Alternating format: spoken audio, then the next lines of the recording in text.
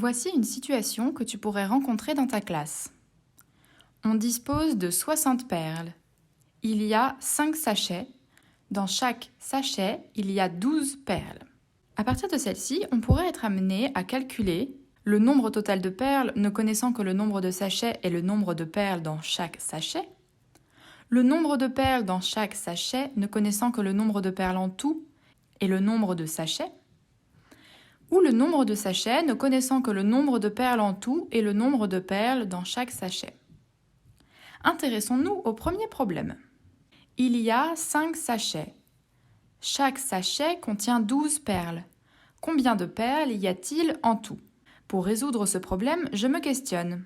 Qu'est-ce que je connais? Je connais le nombre de sachets et le nombre de perles dans chaque sachet. Qu'est-ce que je cherche? Je cherche le nombre total de perles. Quelle est la plus grande quantité mise en jeu? Je la connais? C'est le nombre total de perles. Je ne la connais pas puisque c'est ce que je cherche. La barre du bas contient tous les sachets. Chaque sachet contient 12 perles. Je place un sachet. On ne va pas représenter tous les sachets. J'indique avec 3 points de suspension qu'il y en a d'autres. Je trace une accolade et indique qu'il y a 5 sachets en tout. Je complète maintenant ma boîte à énoncés. J'écris un point d'interrogation dans la grande barre. J'écris le nombre de perles d'un sachet. Puis j'indique par une accolade qu'il y a 5 sachets. Maintenant, je peux faire mon calcul. Je multiplie le nombre de perles d'un sachet par le nombre de sachets. Et je calcule la multiplication. J'écris ma phrase réponse. Il y a 60 perles en tout. Intéressons-nous maintenant au deuxième problème.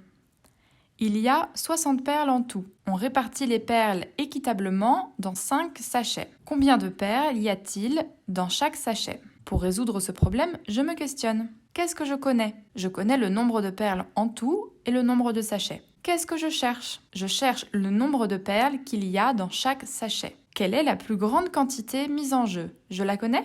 C'est le nombre total de perles. Je le connais, c'est 60. Je sais qu'il y a des perles dans chaque sachet. Je place les perles dans le premier sachet. J'indique qu'il y a 5 sachets.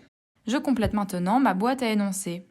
J'écris donc 60 dans la grande barre. Il ne me reste plus qu'à compléter ma boîte à énoncés avec le nombre de perles dans chaque sachet, ce que je cherche. Je représente le premier sachet et j'indique par 3 points de suspension qu'il y en a d'autres. Puis, j'indique le nombre de sachets. Maintenant, je peux faire mon calcul pour trouver le nombre de perles dans chaque sachet. Je divise le nombre total de perles par le nombre de sachets. Et je calcule la division. J'écris ma phrase réponse. Dans chaque sachet, il y a 12 perles.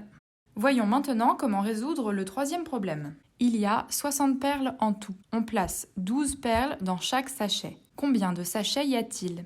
Pour résoudre ce problème, je me questionne. Qu'est-ce que je connais? Je connais le nombre de perles en tout et le nombre de perles dans chaque sachet.